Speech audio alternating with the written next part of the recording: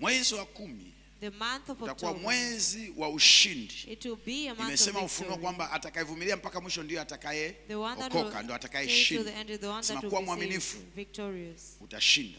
Kwa hiyo mwezi wa 10 So the month of October, ushindi ni wa kwa wenye haki. the victory is to the righteous. Wenye haki watashinda The righteous ones will come. na ushindi And utakuwa kwa wengi, will be upon si a kwa lot of wachache. people, not a few of them. Hii ni Haleluya TV. Hii ni Haleluya TV. Tunapatikana kwenye Azam TV other channel.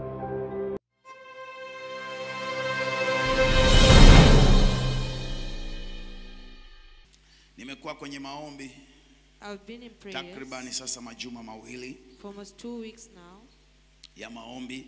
of prayers. Kubwa nilokuwa nimelibeba katika The maombi greatest of all that I was carrying in ni prayer juu ya kuombea taifa hili, is to pray for this hasa katika nation, kipindi hiki kigumu especially in this cha season uchaguzi, of October of elections, ambapo kila mmoja whereby each one haelewi, doesn't kila understand. mmoja anaongea usemi wake, Everyone speaks of their own matter. kila mmoja wana usemi wao. Everybody has their own Wengine speech. wanasema hivi, Others say wengine this, wanasema hivi, others say that, wengine wanasema hakuna uchaguzi, others say wengine there's no wanasema election, tunatiki, others say wengine we're wanasema going to vote, tunakataa, others say wengine we're going wanasema to reject it, mabadiliko. others say transformation. Kila mtu ana lugha yake anayozungumza. Everybody has their own language that they Sasa speak. nikaona kama mtumishi wa Mungu Now I saw as a servant ambaye of Mungu God amenipa maono that makubwa God has given me great vision kwa ajili ya taifa hili for this nation na kwa ajili ya mataifa mengine, and for other nations, hasa katika kipindi hiki cha nyakati za mwisho. especially in this season of the last Nisiwe moja ya days. mikumbo hiyo You should not be one of ya those kusema fools hivi au to vile, say this or bali that, niende mbele za Bwana but I go before the kama Lord. alivyosema Danieli As Daniel katika said sura ile ya 9, in chapter 9, akasema nikataka kwa he maombi says, I wanted in kwa prayers, kufunga by na fasting kwa dua. and by supplication. Anasema nikataka He said, I wanted kwa maombi through prayers, na kwa kufunga by na fasting kwa dua. and by supplication. Sisi wana wa Mungu We as children of God, tunataka kwa maombi, we want it in kwa dua prayers, through na kwa kufunga supplication and na kwa fasting, kuvaa nguo za magunia by na wearing kwa kuomboleza, garments and by mourning, si kwa mamlaka, not by authority, si kwa majeshi, not by armors, si kwa nguvu, not by power, si kwa mahakama, not by the si kwa court, namna yoyote, not by enemies, bali kwa maombi, but by prayers, kwa dua, by kwa supplication, kufunga, by fasting, kwa kuvaa nguo za by magunia wearing na kujipaka circles majivu and na applying kuomboleza, ashes and mourning. tunaweza kutaka haki We can want na the maombi right and prayers yakajibu haki. will answer the right. Haleluya, Hallelujah. haleluya. Hallelujah.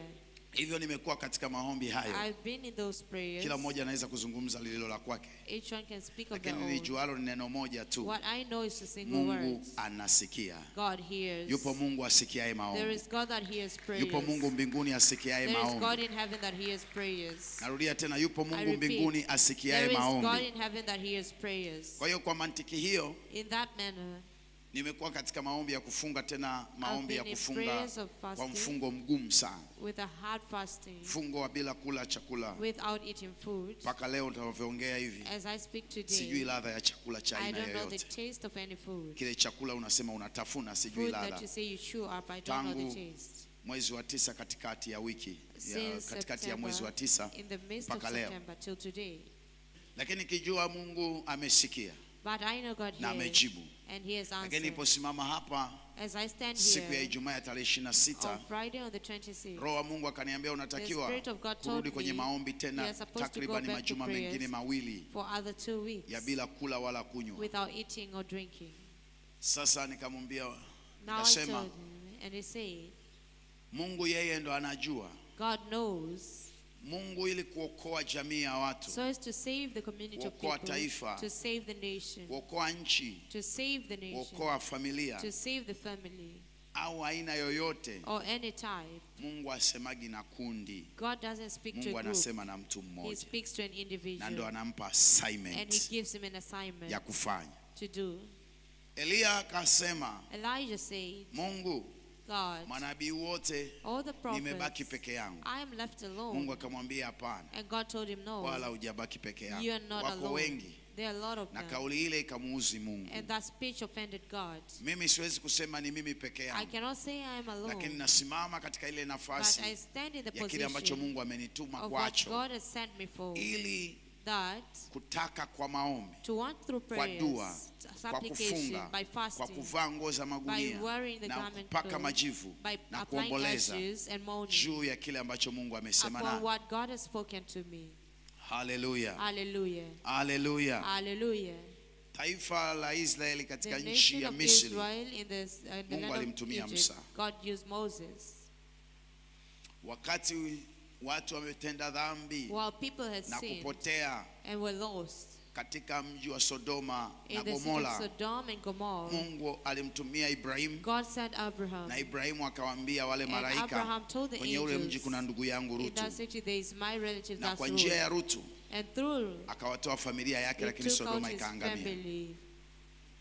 Mungu alipotaka kuiangamiza When Ninawi, God wanted to destroy Nineveh, Mungu alimtuma Yona, he sent Jonah. nenda ukaseme na watu wao, Go and talk to these kuanzia people, mfalme mpaka watu wake. from the king to his Na people. waliposema tu Yona, And when Jonah kuanzia spoke, mfalme mpaka wanyama na from the watu king wake, to the animals and his wakafunga na people, kuomba na Mungu by akaondoa fasting ile and shida. praying, God saved the nation. Wakati wa Nuhu, During the time of ilipokuwa Noah, gharika imeipiga ulimwengu the mzima, flood was upon the Mungu whole world. alizungumza na Nuhu God peke spoke yake, to Noah alone. na akamwambia Nuhu, And he told Noah, hebu tengeneza safina, make up the ark, kwa sababu kutakuwa na mvua nyingi because there will be na plenty of rain gharika, and floods. itaifutilia mbali I nchi will wipe off the kwa land gharika. through the floods. Nuhu akaanza kutengeneza And Noah safina, started making the ark. akawaambia watu, And he told people, tubuni, repent, maana gharika linakuja. for the flood will come. Watu wakasema huyu Nuhu And people amechanganyikiwa. say Noah is Wengine confused. wakamuita ni mlevi, Others called him drunkard, kwa sababu waliona bado hakuna hata because they dalili ya saw mvua. further Watu of waliendelea all the- kunywa, People continued to waliendelea drink. kulewa, They continued to be waliendelea drunk. kuwa na They anasa, continued to have kujilisha na pleasures, ulafi wa kila kitu. and everything was Siku upon ya them. siku On that day, Nuhu alipomaliza tu when safina, Noah concluded the siku ark, ilipotimia, when the day was mvua accomplished, ikaanza it kunyesha started raining isiyokoma that kwa didn't muda wa cease siku 40. for 40 days. Watu wakaanza kumwililia And Nuhu, people start crying to Noah, Noah, Nuhu, Noah, Nuhu, Noah, Nuhu. Noah. Nuhu akawaambia, And Noah told them, hata mimi even me, sina ufunguo, I don't have wala the sijui keys. aliyefunga I mlango don't know the huo. one who closed this door.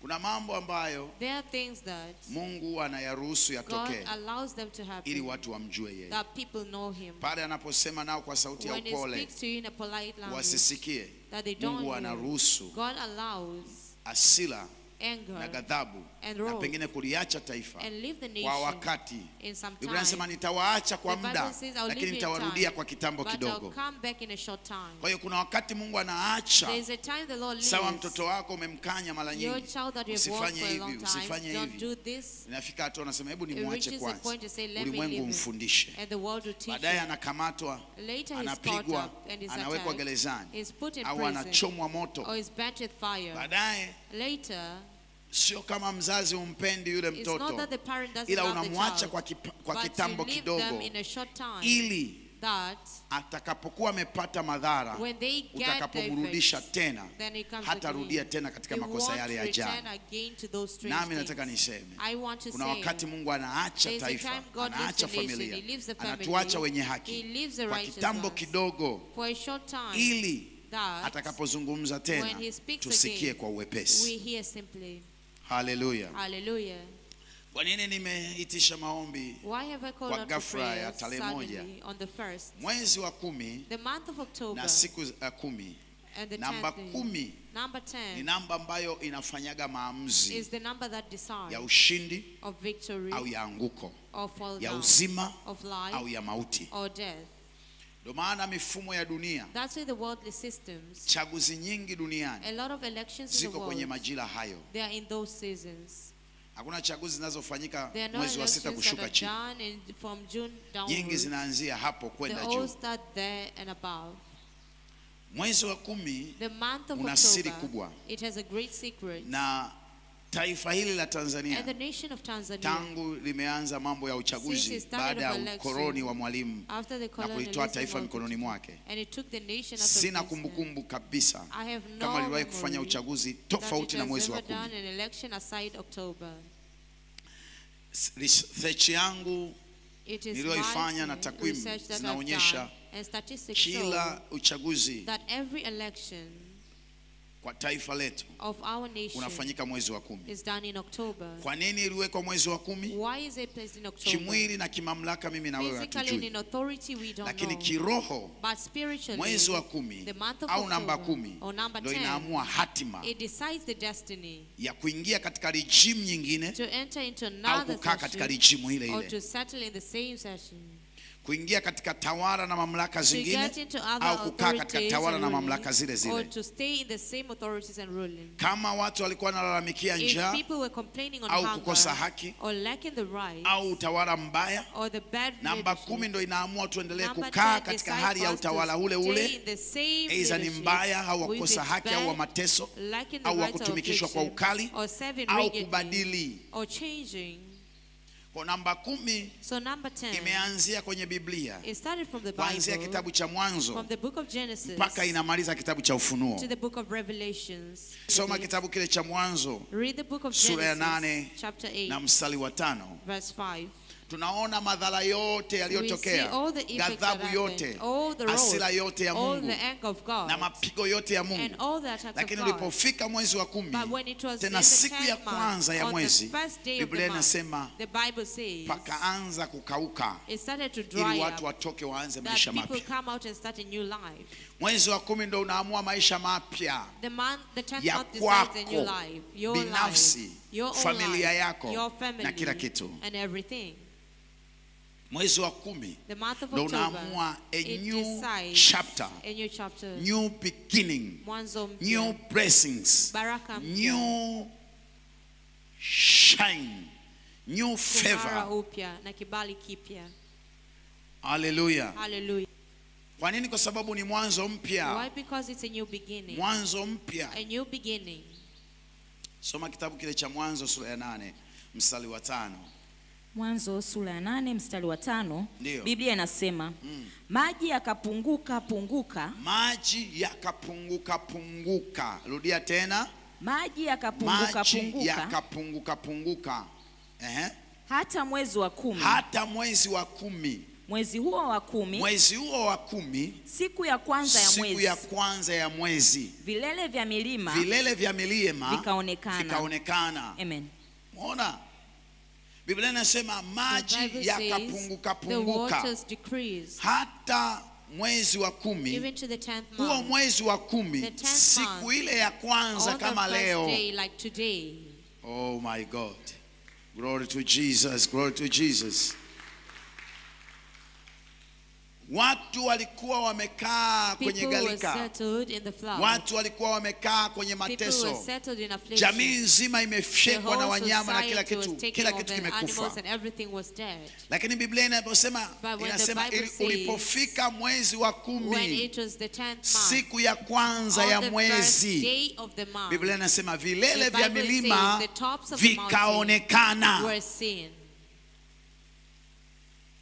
Fikiria gharika Just think of the lilifunika, flood. It covered up. lilifunika It covered up. vilele vyote vya All milima, the hata tops mlima of the Kilimanjaro. mountains, even if Fikiria it's maji Kilimanjaro. yalifunika mpaka kilele The cha water mlima covered Kilimanjaro. even Mount Kilimanjaro. Kilele hakikuonekana It kabisa. was not even seen at the top. Siku 40 For 40 days, mvua inapiga usiku na the mchana. rain day and night. Gharika, The flood. tafsiri ya gharika ni The nini? interpretation of the Tafsiri flood, ya what is gharika it? ni hasira ya Mungu. It is the anger of the Tafsiri ya Lord. gharika ni ghadhabu ya Interpretation of Mungu. it is the wrath of the Tafsiri ya Lord. gharika kwa The namna ya kawaida interpretation in a normal way. ni maangamizo, It is ni big mateso, affliction. ni mauti, Death. ni uharibifu. It is destruction. Maanake kila kitu kiliharibika, Everything majumba, was mabarabara, destroyed. kila Houses, kitu roads, kiliharibika. and everything was destroyed. Lakini Biblia inasema But the Bible says, ulipofika mwezi wa 10, when it was the 10th tena month, siku ya kwanza ya ule and the mwezi, first day of that Biblia month, inasema vilele vya the Bible milima says the tops of the vikaonekana. mountain were seen. Nami nataka nikwambie I want to tell you, mwezi huu wa 10 in the month of vilele October, vya milima the tops of the kwenye maisha mountain yako in your life vitaonekana. shall be seen. Haleluya. Hallelujah. Nitarudi kwenye huu mstari kwa sababu ndio mstari wangu wa kusimamia mwezi huu wa 10. This is your Lakini topic ukisoma for the kitabu month cha of Kutoka, October. When you read ile Exodus sura ya 11, chapter 11, kianzia kutoka mwanzoni kule sura ya kwanza, Biblia inasema the Bible says, watu wa Mungu people of God, Inasema mstari wa 9, mstari wa 10. Kutoka 1 mstari wa 10. Kutoka sura ya 1 mstari wa 10. Ndiyo. Biblia inasema, haya na tuwatendee kwa akili. Tuwatendee kwa akili. Wasije wakaongezeka. Wasije wakaongezeka. Tena ikitokea vita, ndio, wao nao wasije wakashikamana na adui zetu, ndio, na kupigana nasi, ndio, na kutoka katika nchi hii. Umeona mstari wa 13? Mstari wa 13, Wamisri wakawatumikisha wana wa Israeli kwa ukali. Wamisri wakawatumikisha wana wa Israeli kwanza kwa ukali. Alafu wakafanya maisha yao kuwa uchungu. Wakafanya maisha yao kuwa uchungu. Kwa kazi ngumu. Kwa kazi ngumu. Kazi ya chokaa. Kazi ya chokaa. Na ya matofali. Na kila namna ya kazi ya mashamba. Namna ya kazi ya mashamba. Ya mashamba. Kwa kazi zao zote. Kwa kazi zao zote. Walizowatumikisha. Kwa ukali. Kwa ukali. Amen.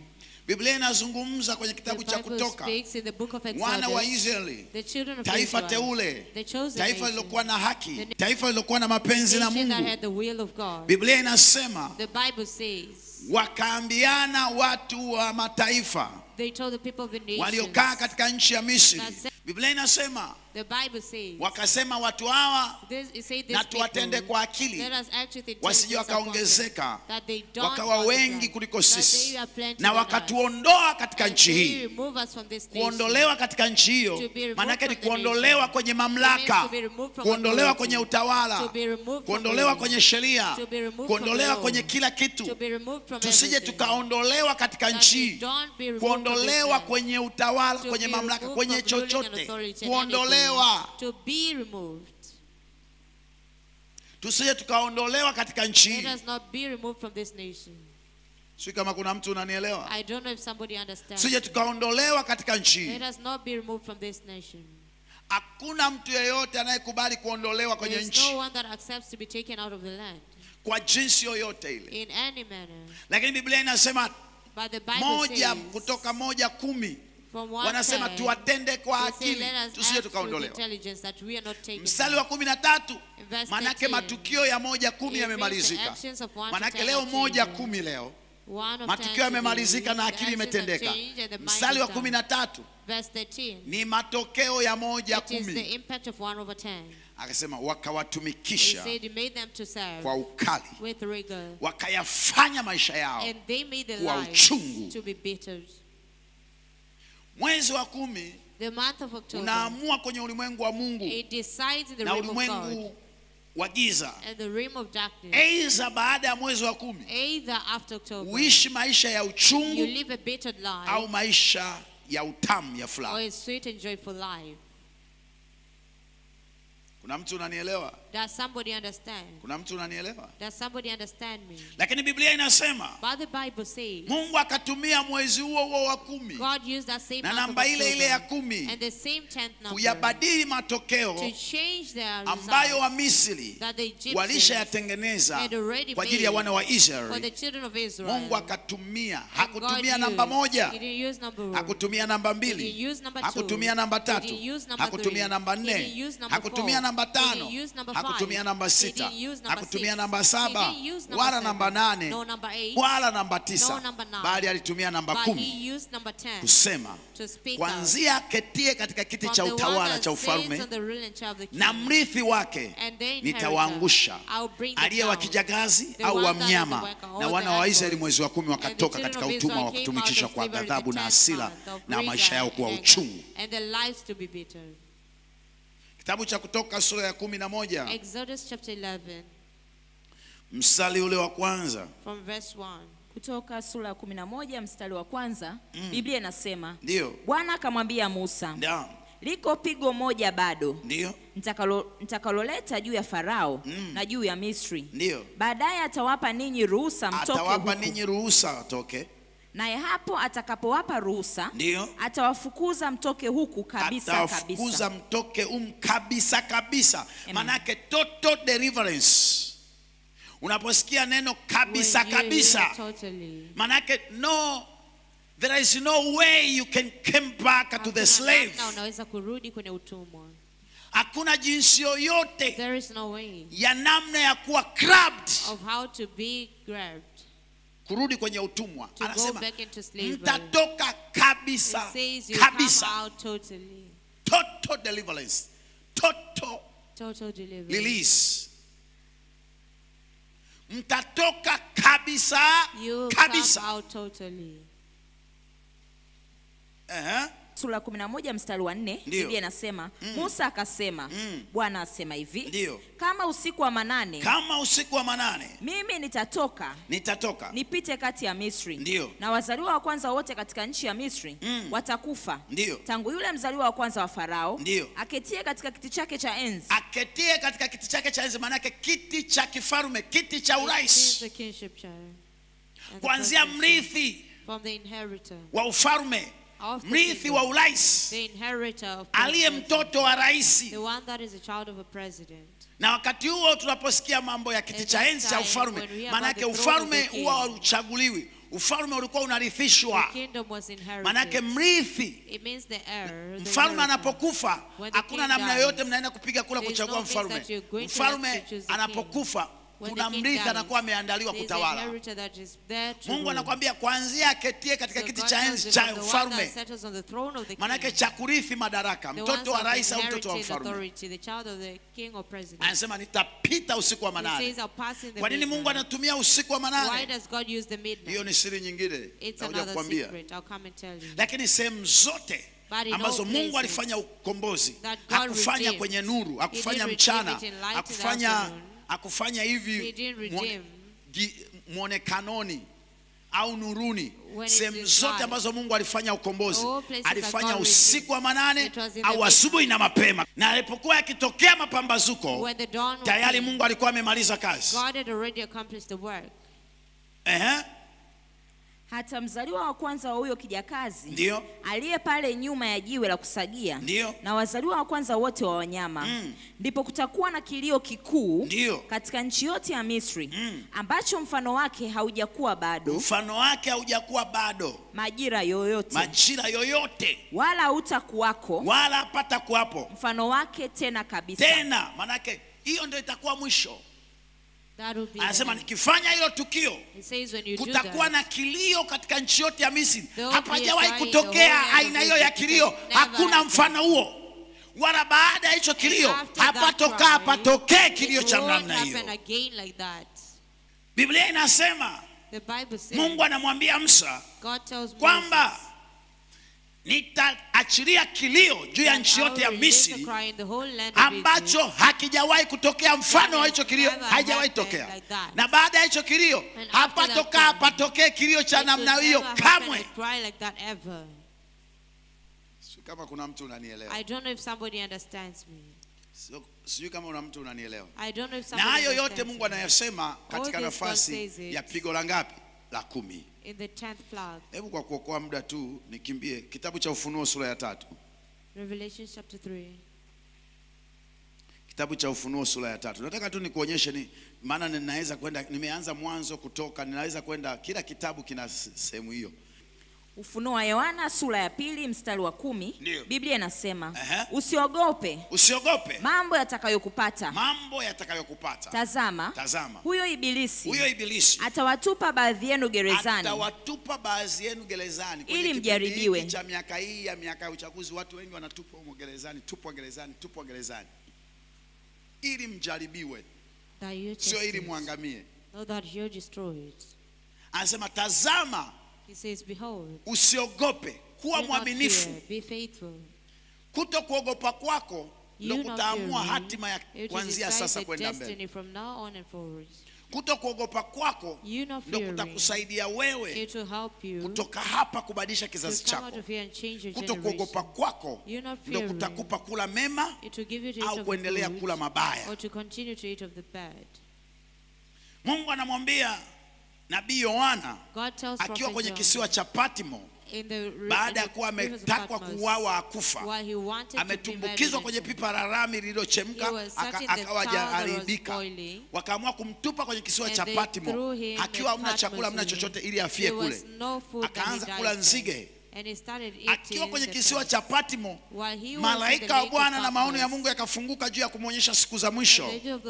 Moja ya kitu ambacho anaonyeshwa nabii Yohana ni kuonyeshwa kwa habari ya majira yatakayokuja kwa dunia na kwa tawala za mamlaka za dunia, kwamba kuna wakati Mungu ataruhusu watu wenye haki, watu waliodai na kupambania kutafuta haki au kutafuta uhuru, watatupwa gerezani. Lakini Biblia inasema usiogope, maana baadhi yenu huyo ibilisi. Ibilisi sio mtu, ibilisi ni roho inayomwingia mtu yeyote na akafanya matendo ya kiibilisi. Narudia tena, ibilisi sio mtu, ibilisi ni roho inayomwingia mtu akafanya matendo ya kiibilisi. Shetani sio mtu, shetani sio mnyama linatisha, shetani is so beautiful, shetani is so handsome, shetani sio libaya kama unavyocholewa. Shetani ni roho inayomwingia mtu yeyote anafanya matendo ya kishetani. Biblia inasema ibilisi atawatupa baadhi yenu gerezani.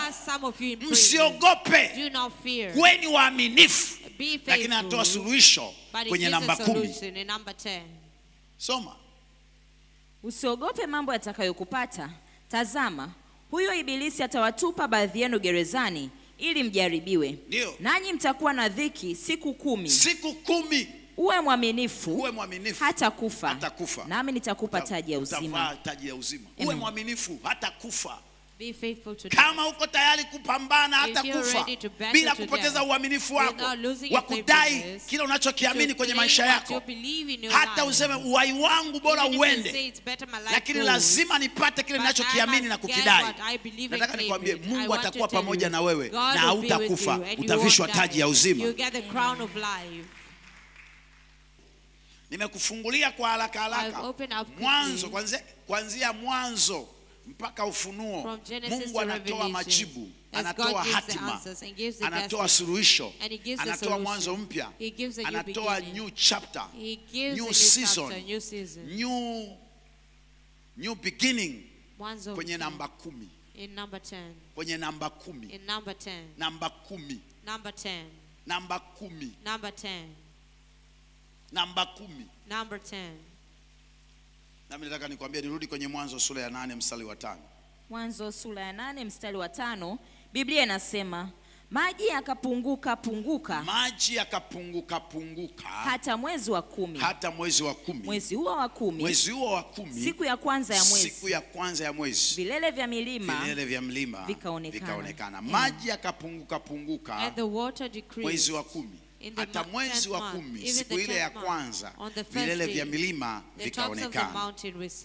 Unabii wa mwezi wa 10. Unabii wa mwezi wa 10 utakuwa mwezi wa ushindi, nuru yangu kuangaza na kuonekana.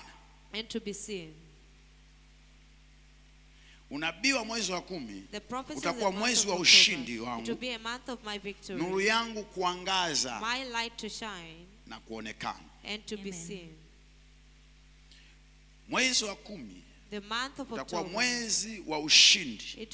Nimesema Ufunuo kwamba atakayevumilia mpaka mwisho ndio atakayeokoka, ndio atakayeshinda. Sema kuwa mwaminifu, utashinda. Kwa hiyo mwezi wa 10 ushindi ni kwa wenye haki. The victory is to the righteous. Wenye haki watashinda. The righteous ones will come. Na ushindi utakuwa kwa wengi, si kwa wachache. Not a few of them. Lakini nuru ya haki itaangaza. Lakini pia itaonekana. It will be seen. Kwa mwezi wa 10 ni mwezi wako wa ushindi. Your month of victory. Na nuru yako kuangaza and your light to na kuonekana. And to be seen. Nami natamka, natabiri juu ya mwezi wa 10. I prophesy upon the month of nuru yako iangaze. Your light should shine. Narudia tena, natamka leo tarehe 1 mwezi wa 10. The prophetic word of this October. Neno la kinabii la mwezi huu. Mwezi wako wa ushindi kwa jina la Yesu. Amen. Natamka kila eneo la maisha yako utashinda. Amen. Narudia tena, kila eneo la maisha yako utashinda.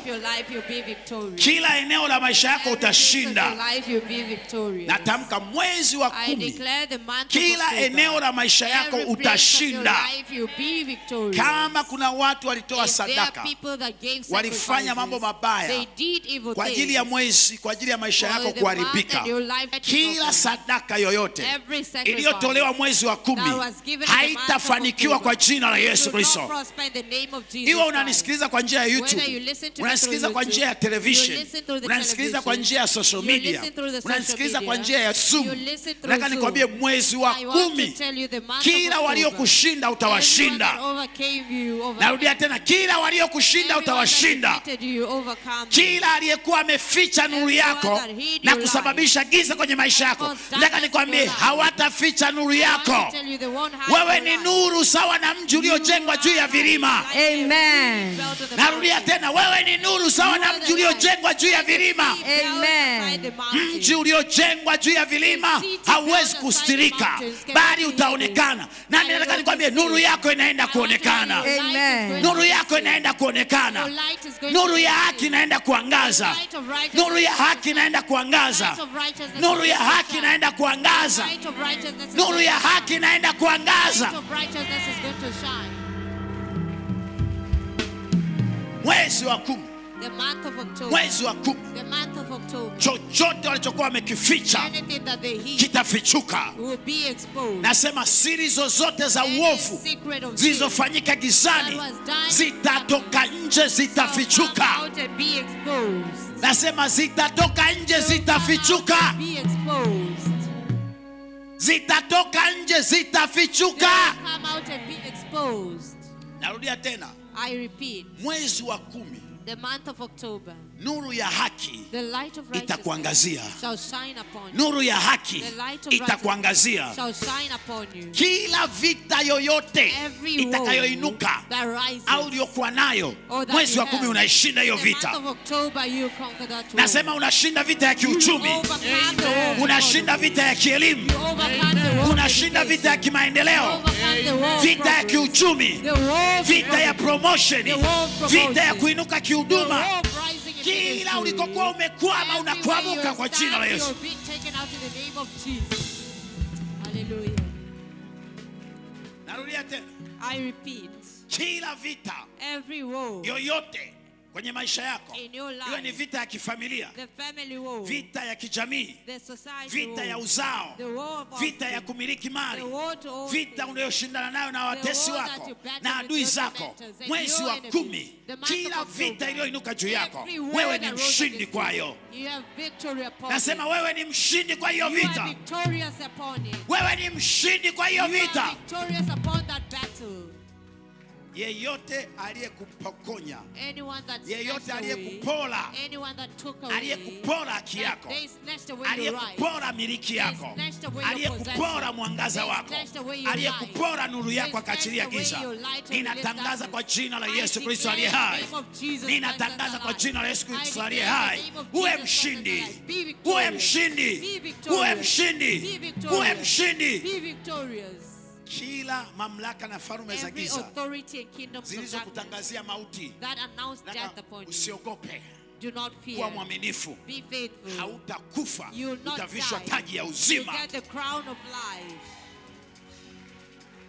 Narudia tena, kila mamlaka za giza na tawala za shetani na mamlaka za kuzimu na majeshi ya pepo wabaya yaliyotangaza mauti juu yako, yaliyotangaza mauti juu ya familia yako, yaliyotangaza mauti juu ya ndoa yako, yaliyotangaza mauti juu ya uchumi wako, yaliyotangaza mauti juu ya karama na vipawa vyako, yaliyotangaza mauti juu ya nyota yako, yaliyotangaza giza juu ya nuru yako, ninatangaza kwa jina la Yesu, utashinda.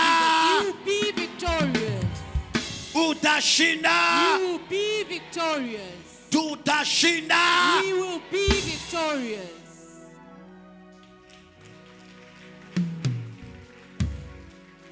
Mwezi wa 10, The month of October. Mwezi wa 10.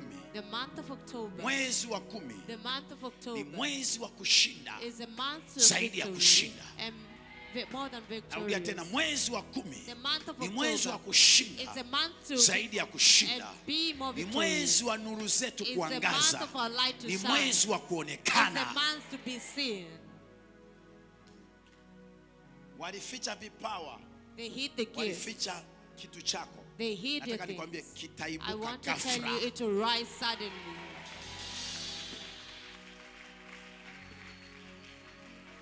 Mwezi wa 10 kuna mambo yataibuka ghafla. In the month of October, there are things that will rise suddenly. Na kuleta taifa pamoja. Narudia tena, mwezi wa 10 kuna mambo yataibuka ghafla ambayo yataleta furaha na kuleta taifa pamoja. Mwezi wa 10 kuna mambo yataibuka ghafla familiani mwako yataleta furaha na kuileta familia pamoja. Narudia tena, mwezi wa 10 ofisini kwako kuna mambo yataibuka ghafla yataleta furaha na kuileta ofisi pamoja. Mwezi wa 10 kwenye elimu yako kuna mambo yatainuka ghafla yataleta furaha na kuileta elimu yako pamoja.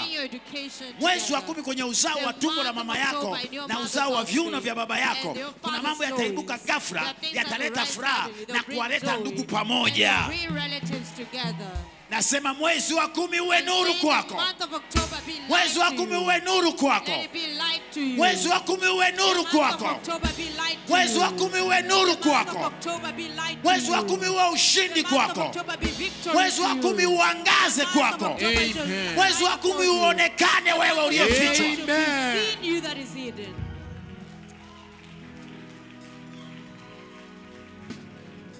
Kila aliyekuwa amefichwa mwezi wa 10 tegemea kuibuliwa. Nasema kila aliyekuwa amefichwa mwezi wa 10 tegemea kuibuliwa. Nasema unaenda kuibuliwa. Unaenda kuibuliwa. Mizimu ilikuficha, nataka nikwambie haitaendelea kukushikilia. Utaibuliwa. Kaburi lilimficha Yesu. Ulipofika siku ya 3 ya Jumapili ya mapambazuko ya Sabato, Biblia inasema kaburi alikuweza kumshikilia tena Yesu. Na nataka nikwambie mwezi wa 10 miungu, mizimu, wachawi, waganga, wapiga ramli, wote watendao mabaya hawataendelea kukushikilia. Lazima uachiliwe.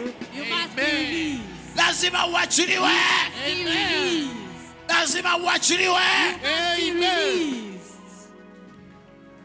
Wofu hautakushikilia. Sin won't hold on to you. Watendao mabaya hawataendelea kushikilia. Mauti haitakushikilia. Death won't continue to uharibifu hautakushikilia. Hautaendelea kukushikilia tena. Lazima wakuachilie. Magonjwa hayatakuachilia. Magonjwa hayatakushikilia. Lazima yakuachilie. Lazima yakuachilie. Uonevu hautaendelea kushikilia. Lazima ukuachilie. Maisha ya uchungu hayataendelea kushikilia. Maisha ya uchungu yanaachilia maisha yako kuwa furaha. Narudia tena, mwezi wa 10, the month of October, wote watendao mabaya, all the evil doers, waliokupokonya haki yako mkononi mwako, kuanzia mrithi mpaka atawalae, hautamuona tena. You won't see them again. Narudia tena, mwezi wa 10, wale wa Misri uliowaona hautawaona tena. You won't see them again. Nasema mwezi wa 10, wale wa Misri uliowaona hautawaona tena. Wale wa Misri uliowaona hautawaona tena. Yule Farao uliyemuona hautamuona tena. Yule Goliath uliyemuona hautamuona tena. Yule Hamani uliyemuona hautamuona tena. Yule Hamani uliyemuona hautamuona tena. Yule Nebukadneza uliyemuona hautamuona tena. Wale washtaki uliowaona hautawaona tena. Yale makanyo ya simba yaliyokukosa hautayaona tena. Ule moto uteketezao wa adui zako uliowaona hautamuona tena. Hii ni Hallelujah TV. Hii ni Hallelujah TV. Tunapatikana kwenye Azam TV Other Channel. YouTube andika Hallelujah ya Kiswahili kisha malizia na TV. Instagram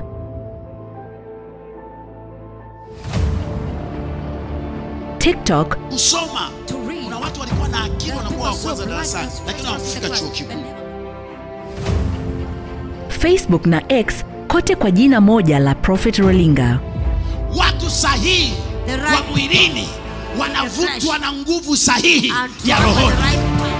Sikiliza pia Hallelujah FM kupitia Radio Box.